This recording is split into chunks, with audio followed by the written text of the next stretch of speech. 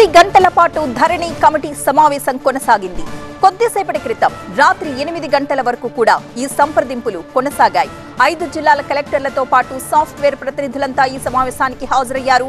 Portal ద్వారా అసలు ఏ రకమైన భూ సమస్యలు వస్తున్నాయి, వాటిని ఏ విధంగా పరిష్కరిస్తున్నారో అధికారులు వివరించారు. ధరణిపై సుదీర్ఘంగా 10 గంటల పాటు సమావేశం జరిగింది.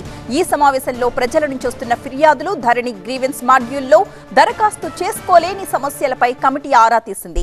ధరణి సాఫ్ట్వేర్ గురించి సమగ్ర వివరాలను కంపెనీ ప్రతినిధుల్ని అడిగి తెలుసుకుంది కమిటీ.